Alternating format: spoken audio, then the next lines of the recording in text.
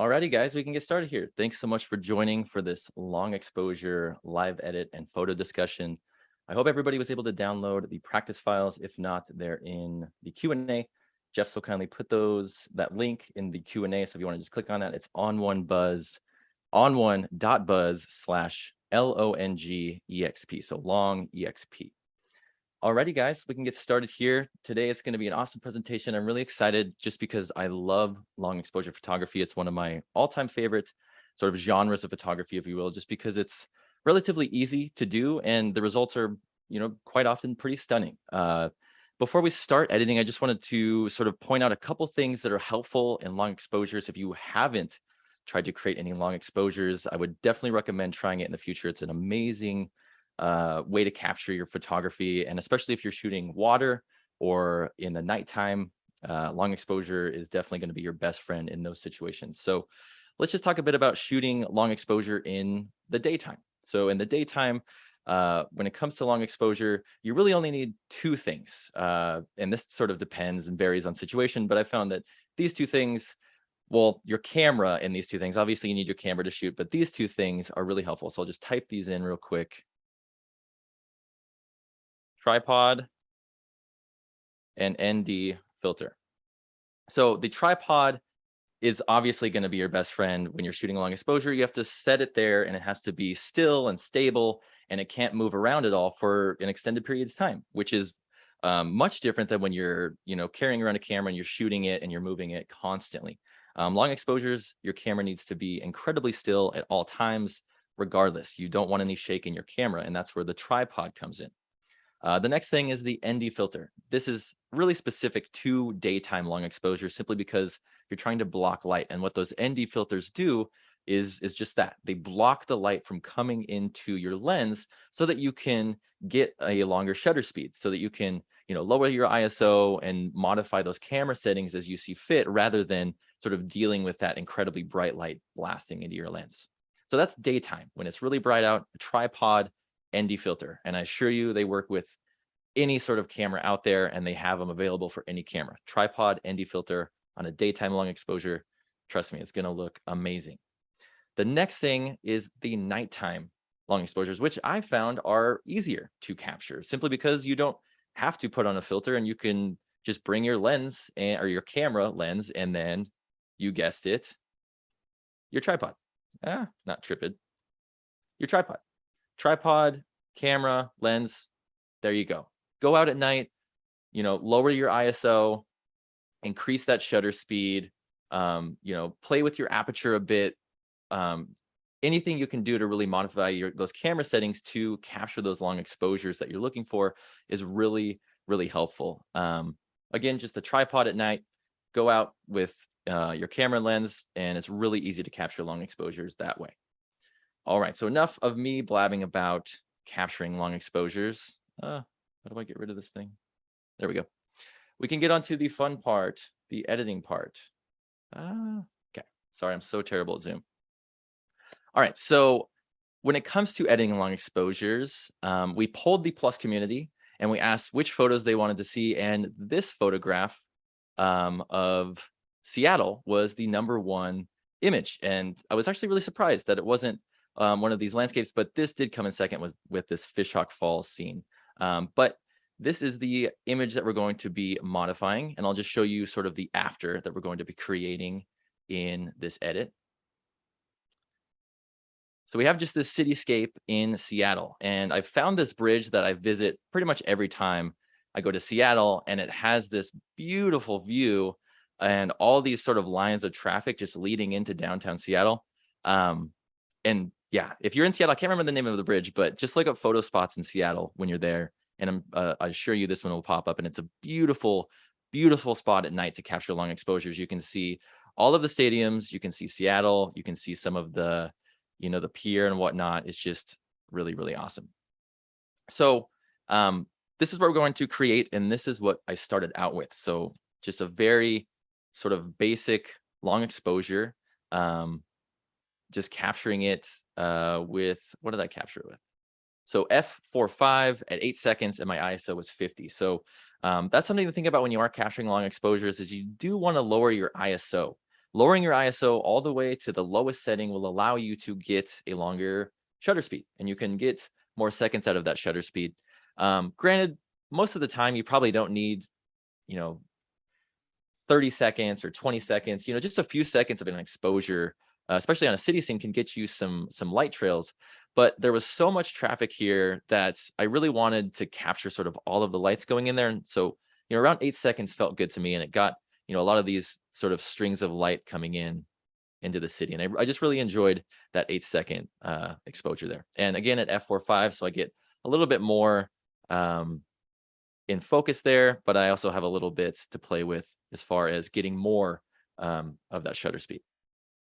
So this is the exposure here. That's the original. This is with the edit, and we may, fine tune it to make it look different or whatever it may be. But I figured this is sort of a good representation of what I felt this scene looked like, especially the grungy border. I think Seattle, I think grunge rock, I think indie rock, I think rock and roll. So with that, I really wanted to add that grungy border.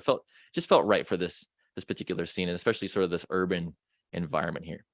But anyway, this is what we're going to strive for in the edit. So let's just reset this guy, reset all. Alrighty, so the first thing is to crop it. I think we have a lot of excess at the top, we have a lot of excess at the bottom here. So quick way to crop it is just C on the keyboard. Get C on the keyboard there. And I'll probably pull this up a little bit. That looks pretty good. Maybe pull it in just a hair.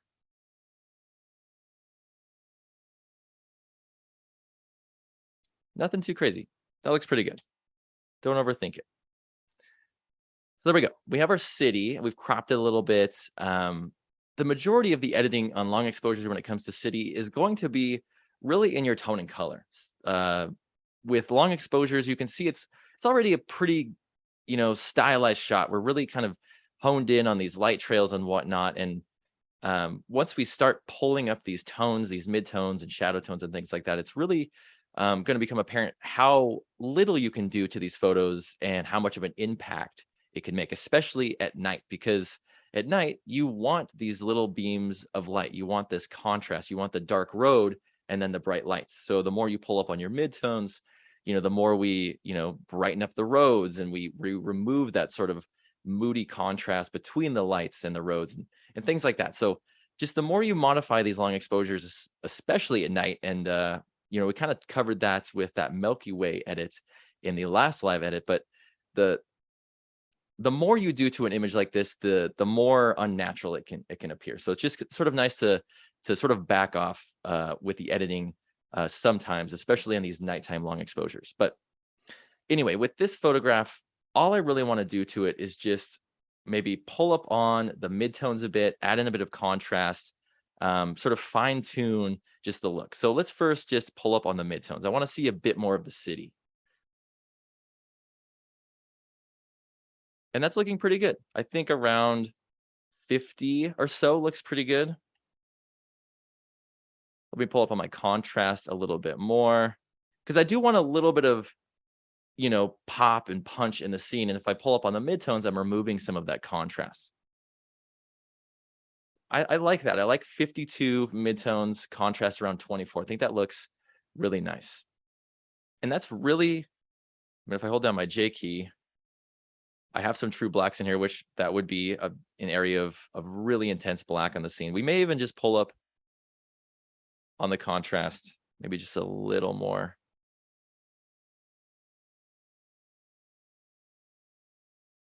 Cool. I mean, 4 didn't really make much of a difference, but around 28 on the contrast, and then midtones 52 looks pretty great. So the next thing I would probably do with this photograph is bring a little bit of punch and a little bit of pop to the scene. And an easy way to do that is to add in a bit of dynamic contrast.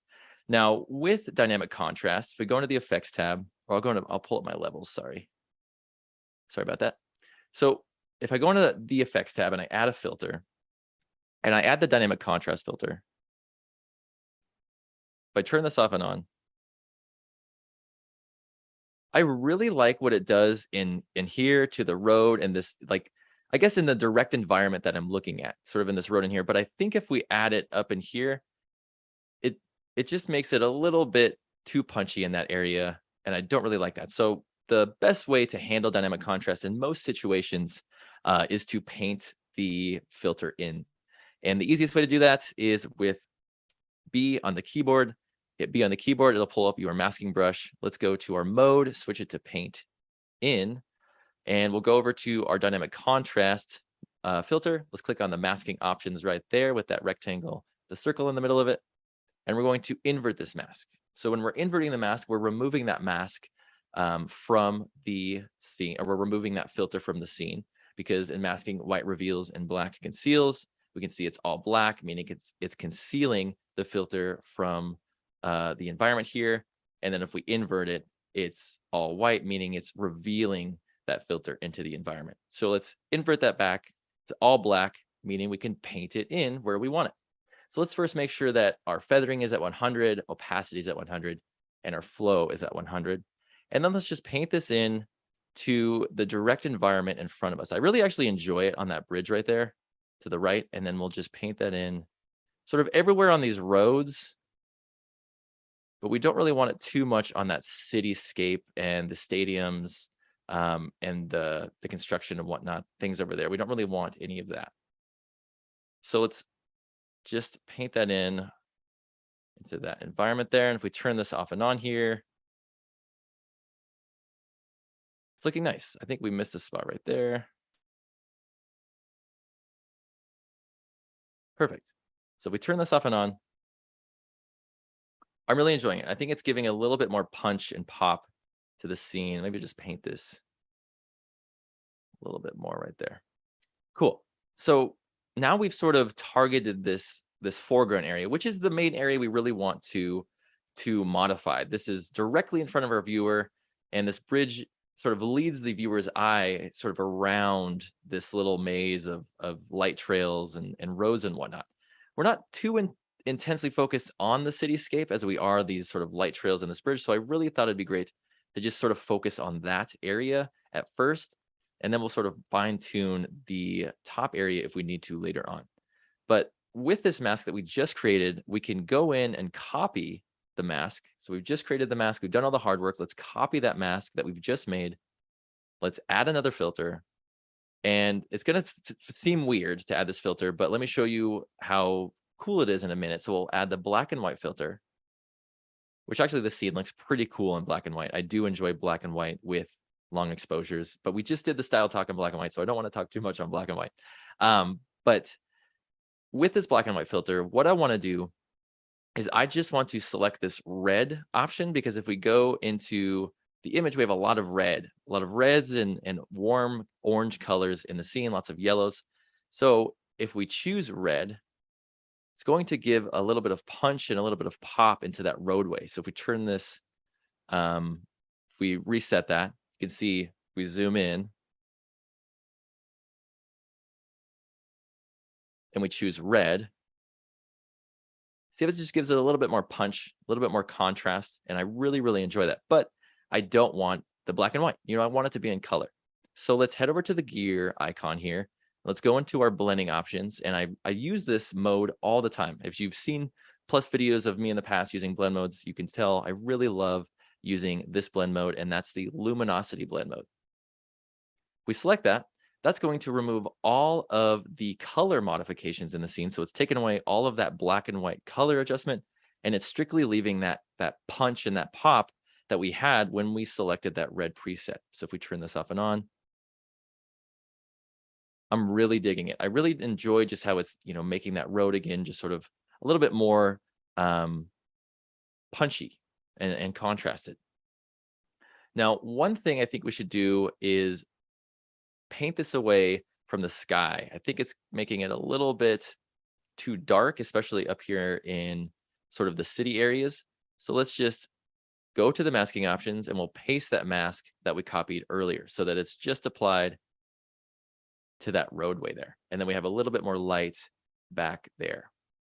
And the next thing I would probably do here is just bring in a little bit more light back there into the background. So let's use a local adjustment for that. And we can, of course, use that mask that we just created. So we'll go into the local adjustments. And I'll rename this sky and city. And I'll paste this mask and then invert it. And we don't want it to darken. We want it to be a little bit more lightened. So let's just pull up on the midtones. And that just gives it a little bit more life back there. It was a little bit too moody before. The detail made it too crunchy, but I think giving it a little bit more life back there with that mid-tone adjustment is really helping. And one thing we can do here is we'll view this mask and let's just clean up any of these areas that we may have missed on the bottom. And then let's just feather this quite a bit to make sure it's really, blending in with the scene. So let's turn this off and on. Boom. I think it looks really good. I think it's looking really, really nice, just like that. Let's just hit the backslash key on our keyboard. We can see the original here. There's the original. And this is with those modifications. I think it's looking really nice with that punch in the foreground. Now we can move on to stylizing it a little bit. You can see how with just some basic modifications, we've already brought out a lot of life, and with, too many adjustments, it can really get a little bit confusing in the scene. So the only thing I really want to do here is go into the effects tab. We'll add our last filter, maybe one of the last filters on the scene, and we'll just add borders. And I was talking about that grunge border earlier. I don't know if a lot of people know, but in the borders filter, you select this more menu. There's like so many different borders that you can apply to your scene, and they all look really awesome, especially if you're looking for long exposure borders, simply because long exposures got lots of lines and things like that going on, or long exposure night images. You have lots of lines and things like that, and they look really, really great with different borders. So one thing I was trying was this thin mint. I really like this thin mint one. But even that looks kind of cool. I mean, it looks a little more urban, city-like. And it's just really fun to go in here and sort of look through these and see which one looks like your favorite. I think I'm gonna go to that thin mint. I really like that. It's just so Nirvana to me. Boom. So this is the after, and this is the original. There we go. I think I'm really digging it so far. Let me just show you how it would look if we were to maybe apply a LUT or antique filter, something a little bit more strong. So let's just add a filter. Let's add a filter, and let's just add, we'll add the LUTs filter. And we'll drag our border on top so that we're not modifying the border there.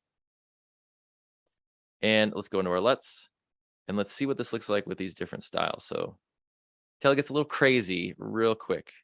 I thought it's actually not bad. 1983 looks actually super nice. I really like that on the scene. And this is also the benefit to being a little bit more subtle with your adjustments on long exposures, especially at night, because you can go into a LUTs filter or something like that, and you can sort of find these other minimal styles that look nice right on top of the look that you just created.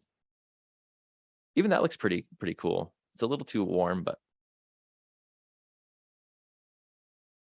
you can see how some just get a little bit too intense for a long exposure. What was that one? 1983? That one was pretty cool. I really dig that. It gives it sort of a moody, dramatic feel. Maybe lower the saturation just a little bit. Sweet. Looks cool. Probably just turn that off.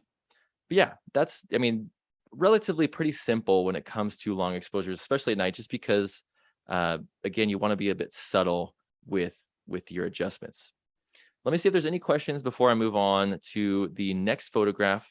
Probably try to hurry through the next one because it's just taking a little bit longer. Yeah, let me know in the Q&A if you have any questions about this image or maybe an editing question in general.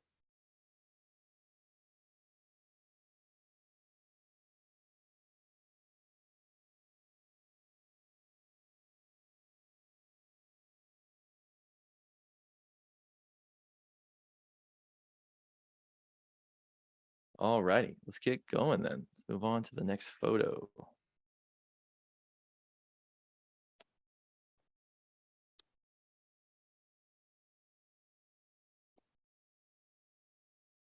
Okay, so this is a waterfall that I captured at Fishhawk Falls in Oregon. If you're an Oregonian, this is a really, really awesome spot for a quick stop on the way to Cannon Beach or Seaside, especially if you're living in the Portland area. So this is the after, and then here's the original. We have the original, and then just some modifications. Again, we may tweak it a little bit, but I thought this looked like a good representation of sort of the scene that I was envisioning when I captured this. Also, beware if you do go to this, you do have to walk in a bit of water to get over to this scene, but trust me, it's extremely worth it. All right, so let's just reset all, see what we have going on here. All right, so the first thing it looks like we need to do is just crop it a little bit. A little bit of a crop might help just bring us a little bit closer to this waterfall here. So I'll hit C on the keyboard again, and I'll actually go freeform. I'll reset this so that we can sort of see all of the scene at first, and then maybe just bring it in a hair there. Bring it up here. And we can leave a little bit of these rocks in the foreground. It actually looks quite nice.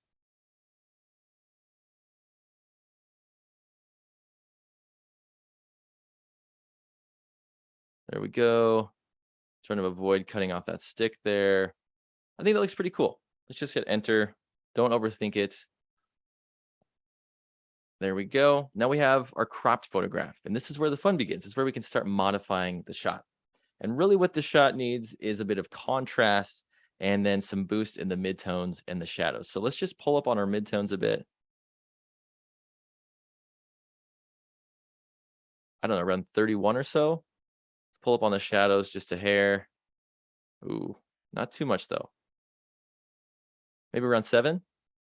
And then you guessed it, got to add in contrast because when we're pulling up on our midtones, we're pulling up on our shadows, we're going to be removing contrast from the scene. So we always want to go and at least just see what it would look like with a bit more contrast. You can already see that by pulling up on that contrast, it looks much better. There we go. It's pretty subtle, but we can also give it a little bit more. Well, also, I think it would look nice a little bit more subtle because then we can always bring in life later on into this middle section with a local adjustment. So I think this looks pretty good. We'll just leave it how it is, just like that. Let's see if it needs a temperature modification. I don't think so. I think it looks okay. Typically, I'll just pull all the way to one side and then I'll incrementally pull it back. And what was it at? Yeah, I think that looks fine. That's totally fine. Looks great just like that. Now let's go and let's start, sort of bringing out that waterfall look that we want into the scene. And one thing I typically do in situations like this when I'm modifying the photograph is I'll hold down the J key. With waterfalls and water, or if you're shooting on a bright day, oftentimes you're going to be getting some blown out areas in your sky, and it could be in your water, especially if you're not using maybe a polarizer or something like that. It really helps to modify that. And that's something I didn't mention at the beginning. When you're photographing water, another thing that really comes in handy, aside from an ND filter, if you can stack the ND filter and the polarizer, that's where the money comes in. But if you just have an ND filter, that's really awesome as well. You can sort of get away with the look that way. But anyway, a polarizer really helps when capturing long exposure water.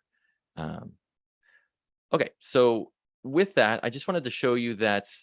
So for example, we have this blown out area in the sky here. If I hold down the J key, lots of, just true white without any detail. Well, if I were to pull back on this highlight slider, you see how it just makes everything flat and it just looks horrible.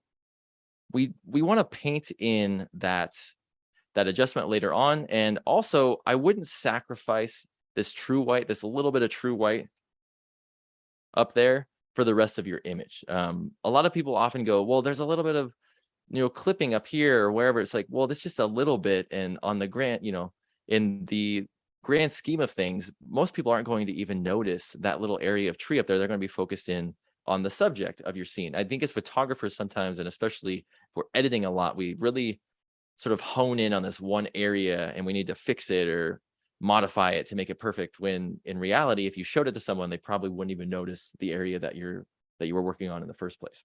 But I think a little bit of an adjustment up there just to remove some of that true white will help. So let's do that in the local adjustments tab here. So I'm going to go into the local adjustments tab. I'll just rename this bright light at top. And I'm just going to double click the exposure so that it goes to 0. Let's pull back on the highlights. And then I'll lower my brush size quite a bit. Shift and X to switch it to paint in. I'm going to zoom in a little bit. Just like that. And then I'll just paint this into that area. Just like that. Make it a bit bigger. Make it a bit smaller. Bracket keys on the keyboard are your best friend when it comes to brushing. So just hold down the J key and see what that looks like. So we don't have any more. So we don't have any more of those clipping warnings after painting in that adjustment. And so one thing I typically do, just to make sure that I don't need all of that highlight removal, because I do like that light sort of coming in from the top, so I can pull back on the opacity just until I get maybe just a little bit of that true white. I think that looks fine, just like that. That little bit is minuscule. It won't even matter. So let's just hit the backslash key on the keyboard real quick. And it's already looking good. It's a little bit subtle, but I'm really, really digging it. The next thing I want to do is I want to go into the effects tab and I want to modify the rocks in here. I think the rocks could use a little bit of a boost in brightness and some contrast. And a great filter for that is the sunshine filter. So let's go into the effects tab. Let's add a filter and we'll add sunshine. So I'm going to invert the mask. Again, inverting it allows me to paint it in where I want to later on. And so what we're going to do is we're just going to grab our masking brush, feathering at 100, opacity at 100. Remember, the bracket keys allow you to modify the brush size. And then just paint this on these rocks here.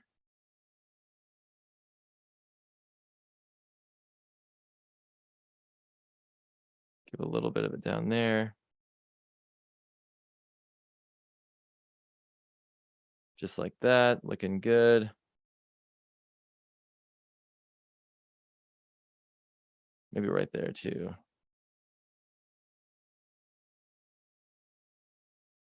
And I may paint a little bit of this just around this area, just to give a little bit more contrast. Perfect. Okay, so now if I turn those off and on, again, it's quite subtle, but I really enjoy what it's doing, especially to these rocks down at the bottom with the moss on them. So again, let's turn this off and on. Looking really, really nice. And maybe we can even use strong.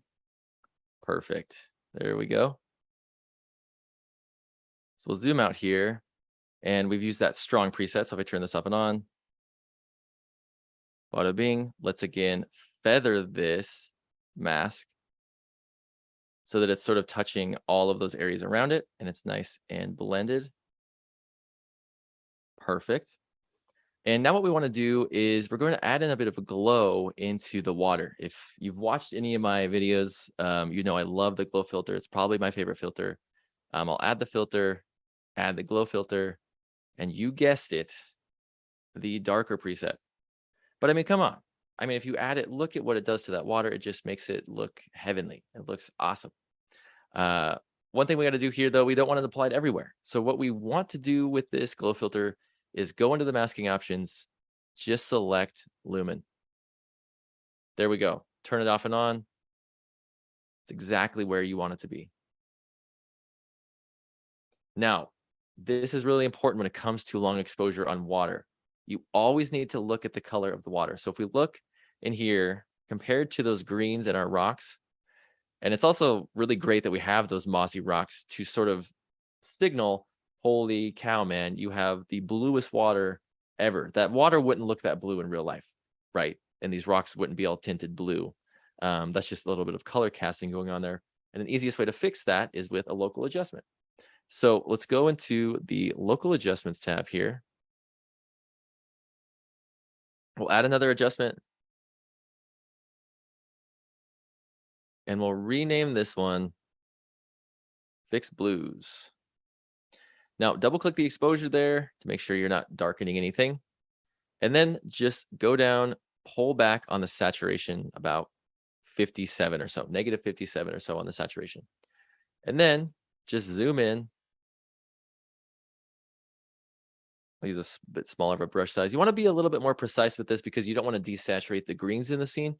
But you don't have to be incredibly precise. So I'm just going to paint this on here, and you can see already it's looking like a much more natural flowing color of water, right? And you may be asking, well, why wouldn't you use the luminosity mask? Well, that's because the luminosity mask would target the brighter colors in here, and these rocks also have that blue tint to them as well. So the luminosity mask would only target those brighter colors in the water, more specifically the water, and I wouldn't really get any of that adjustment on those rocks. And I really need it on those rocks. And again, this may be a bit intense. There we go.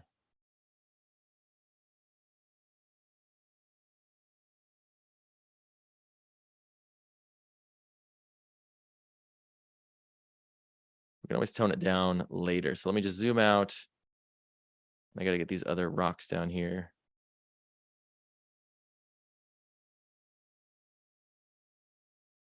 Sorry, my computer is it's going at full speed here. I have Zoom recording, and I have Photoraw going, and I have ScreenFlow recording. Because we had a lot of comments about the recording last time. I'm really sorry. Trying to figure out the best way to do this. Come on. Oh, geez.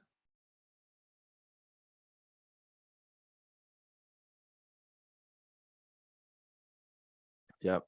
One sec. Let me just try to quit Photoraw and then come back in.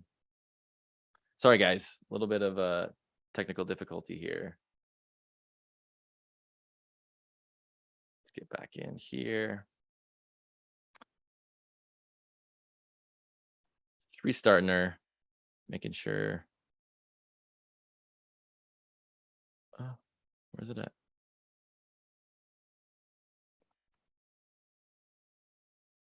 There we go. Okay, cool.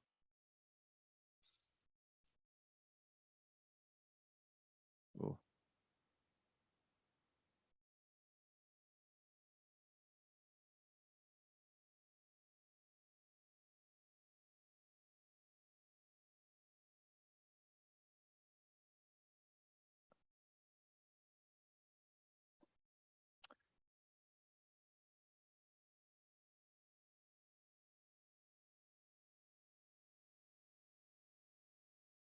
Okay, so sorry about that, guys. Just having some technical difficulties. I'm trying to record it, and I think that's what's causing the trouble. If you've ever used ScreenFlow for anything, you know it just hogs up memory, but it does a really great job of recording. So it's such a double-edged sword. Did it save any of those adjustments? Huh. Maybe. No, it didn't. Okay. Okay, so let's go back here. I'm so sorry, guys. A little bit of technical difficulty with my computer. I'm only running on a laptop, so it's getting a lot of stuff taken out of her. All right, so let's just take off the dynamic contrast. That's where we're gonna go later. and we'll go into the local, and I was talking about removing the blues. So what I did here is, you can see if I turn this off and on, I go in here. So if I zoom in a little bit more, and I turn this blue local adjustment off and on, that's on, and that's off. You can see it's just unnatural. It's just too much blue in that water. Whereas if we turn this on, there we go. And that's just by the desaturation slider inside of your local adjustments. Don't I wouldn't desaturate it 100%. You do want some of those greens in there, so maybe around 50, even like -35 or so. And also, you don't want to warm the water up. You don't want to increase the temperature. You just want to desaturate that water so that it's white. It's flowing, gleaming water. The next thing that I typically do in situations like this, when I'm shooting around softness, or I'm making one thing glow and I have a harsher environment around it, specifically the foliage and these rocks and whatnot, is I'll paint in the dynamic contrast. An easy way to do that is, we've sort of already created that mask with our remove blues. So let's just copy that mask. Huge fan of copying and pasting masks. If you don't, I would definitely recommend it. It's really, really helpful, and it saves a ton of time. And I'll add a filter. We'll add dynamic contrast. And let's just use Surreal and tone it down so you can see what I'm talking about. We'll just use Surreal for now. I know it's really, really crunchy. Let me just make this big screen. So we turn this off and on. Holy cow, really crunchy. But let's just paste this mask so that I can show you guys how great copying and pasting works. And just like that, it's not applied to the water. So let's just lower the opacity to around, I don't know, 25% or so. Turn this on. We've got some nice punch and detail in the area surrounding our water. And I think another filter that would look good in this situation is the vignette, just simply because we have a lot going on in the center of our frame, and maybe using this big softy might just focus the attention a bit more on that waterfall. And when it comes to the vignette filter, remember that you can move the vignette around with this target point here, and this just moves the center of the vignette wherever you want it. So I'll just put the center of the vignette right on the water there. If we turn this off and on here, I really enjoy it. I think that that vignette is looking really nice on the scene, and it doesn't, detract too much from that foliage. Let's just hit the backslash key on the keyboard here. This is the original. And this is with those modifications. The painting in of the sunshine, adding in the glow with a luminosity mask, painting in that highlight adjustment. Yeah, you can see that when it comes to waterfalls and sort of landscapes, it takes a little bit more effort to bring out those different areas. At least I've found. Alrighty, that is sort of the last image. We had 3, but just because I'm having this technical difficulty, I don't want it to lag and then cut out. But let me know if there's any questions. I definitely can stick around to answer some questions if you guys have any questions about maybe the last photograph or this photograph, or even I could even pull up, and if you have any questions about one of the practice files, I could definitely show that before my computer blows up and it doesn't work anymore. I'm totally down to do that. So let me know in the Q&A if you guys have any questions about any of that. That'd be great.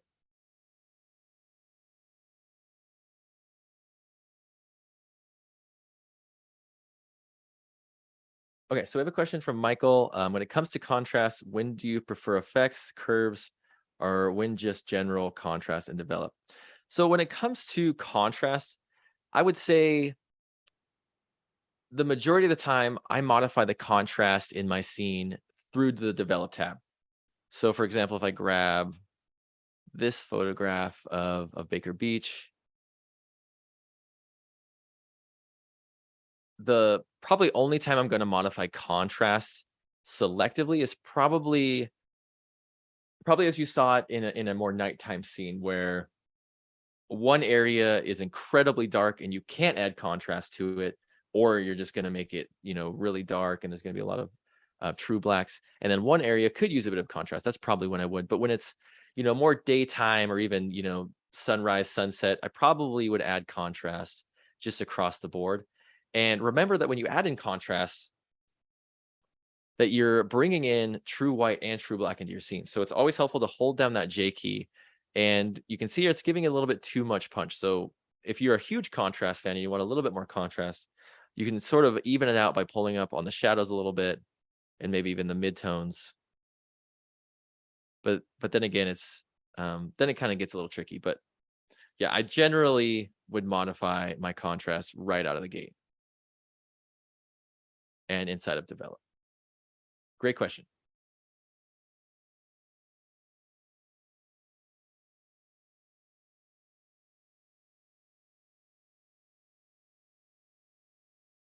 I think this image just needs to be warmed up a bit. There we go.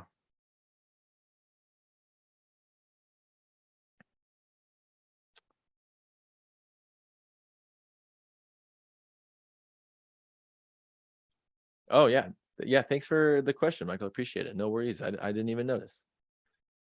Any other questions out there? Anybody? We do have those other two images. So you just sort of saw it there. One thing too, especially when an image is, you can't really tell if it needs a temperature change.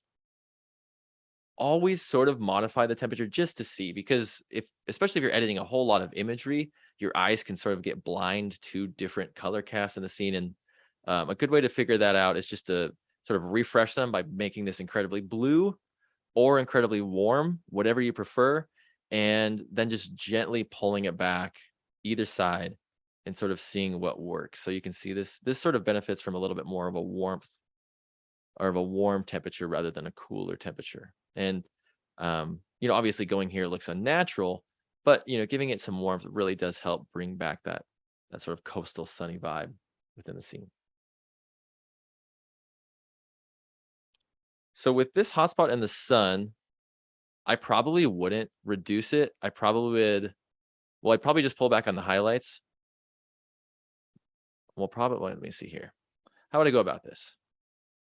So with this, I'd probably just go into the local tab and do the exact same thing we did in the last edit. So we'll just go exposure, contrast, or not contrast, sorry, highlights.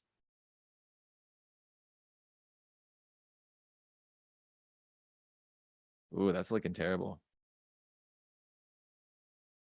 In this situation, one thing you can do that I found is kind of helpful is to add in a sun flare. I know it's kind of cheesy, but if you go into the effects tab or even your layers, I'll just go to the effects tab. We'll add a sun flare, and putting in a sun star right there can honestly alleviate a lot of that weird bright highlight look. So let's see here. Where are we at with our sun star? So we'll go sun star. Okay. And what we want to do here is we want to position it. Oh, geez, that is huge. Okay, so we have to add it in with layers. So I'm going to add it in with a layer here. Go to extras, on one extras, sun flares, sun star. Which one looks, I'm thinking this one. We'll see. Maybe the 13 looks pretty good. Let's just see. But with the layer, you can minimize the size to whatever you want it to be. So let's just choose V on the keyboard. We'll position it there. And with the Sunstar, we want to remove the black background. So let's go into the gear icon, we'll do screen. And then what we're going to do, we're going to go into the develop tab and we're going to brighten it up just a little bit. Or not brighten it up, sorry. We're going to darken it just a little bit. Add in contrast. Where's this at? No. I don't want to go out. Don't you leave.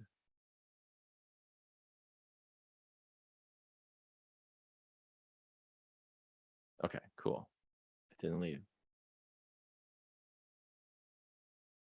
That needs a little more. No, that one doesn't look good. Maybe we need lighten. Yeah, and it could just take a bit of playing around. Let me see if this another sun star works. But what I found, and actually in the edit that I did for this, I actually have it hanging on my wall, but I put in the sun star and I thought it looked really good. So let me see if a sun star works. We'll try maybe this bigger one.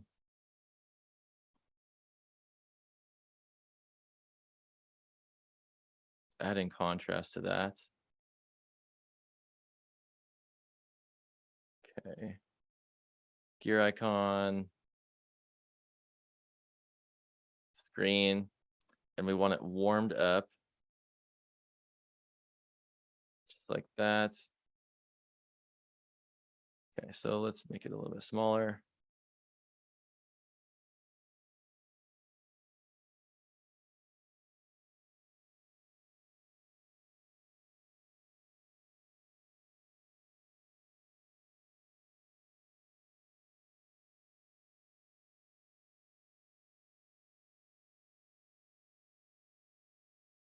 And that doesn't look too bad. I mean, we could lower, you could maybe like brush around it a little bit.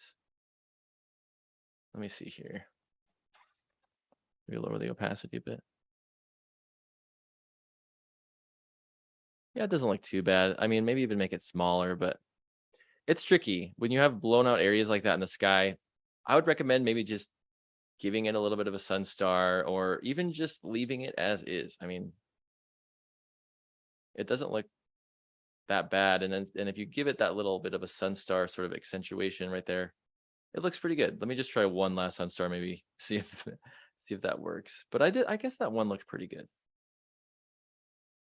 This one sort of looks similar.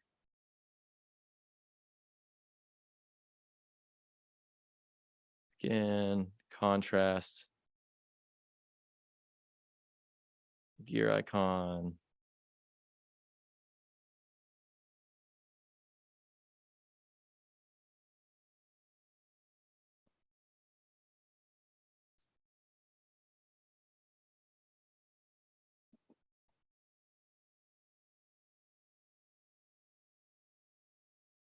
That doesn't look too bad. And then we'll paint this away, this big circle. There we go. That kind of deals with it. I think it sort of takes the odd, just sort of blob look out of it. Just like that. I think that looks okay. Let me know if not. Just sort of playing around. But yeah, guys. Any other questions? That's a great question. That's an awesome question.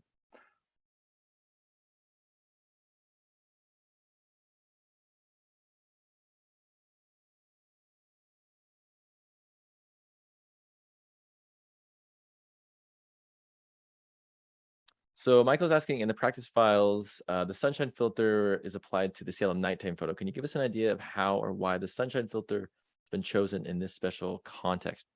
So typically, I think in that instance, let me just paint this away. Sorry, this is bugging me. In that instance, let me just, yeah, it was fine. Just cancel out of it. Okay, so let me go to that photograph. In that instance, I think I was just painting in contrast and using the sunshine filter to do that. And the reason that I do like the sunshine filter is because it gives it a little bit of a contrasty punch. And you don't actually generally have to use it when you're trying to emulate sunshine, but you can use it just in giving contrast and giving a little bit of punch. And you can also control sort of the glow of that filter inside the sunshine filter. So it's sort of like a glow contrast filter in a sense. Okay, so, and we'll just reset this. Actually, we'll just reset the effects. So if we look at our road now, sorry, it's getting a little laggy. Okay, so if we look at our road now, let's just kind of eh. But if we add in the sunshine filter, we look at the road now. See, I mean, it's just much more punch. It's a little more poppy. There's more contrast. It's just gives it a little bit more life. And one thing that I really enjoy again about the sunshine filter is you can modify the warmth and the saturation. So if it's a little bit too saturated, you can tone that down a little bit, or you want to cool it down a little bit, you can do that as well. So now if we zoom in, we have that punch, but it's not bringing in that intense color. Also, if you wanted sort of that punch with without any of that color modification, remember that you can use the gear icon, go into your mode, and go to luminosity. And that's strictly just going to bring in that tonal adjustment. It's not going to modify any of that color. But yeah, I think in that instance, I was just probably just trying to bring in some contrast into that environment.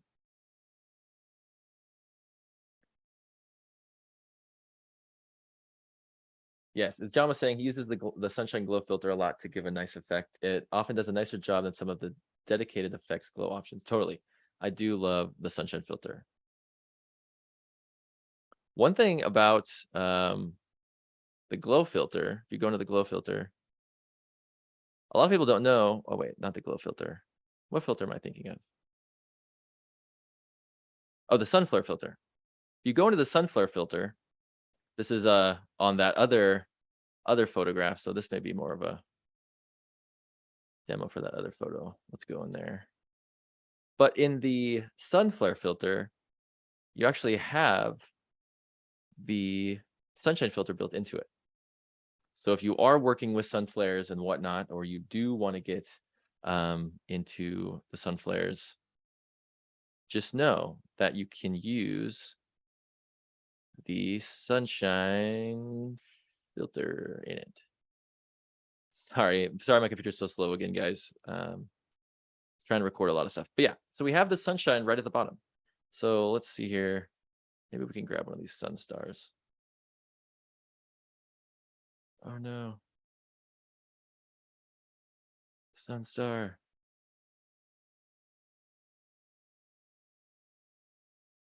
Which one was it? Maybe this one.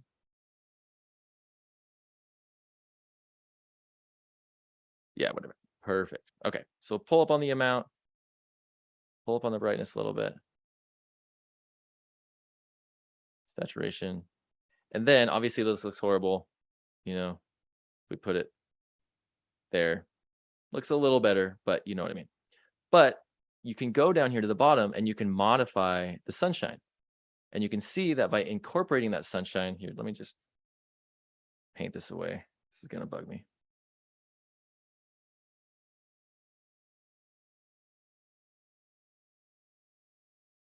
But keep in mind that if you paint it away, you're removing that sunshine from it. But just couldn't do those lines. It was really getting too much.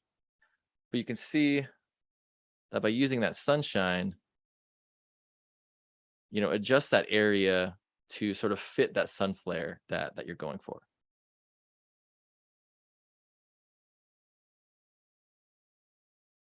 Alrighty. Any other questions, you guys? Thanks so much. It's or at 11 o'clock, but I'm definitely down to stay around for a couple more questions, especially if you have something around editing or whatnot. Let me know.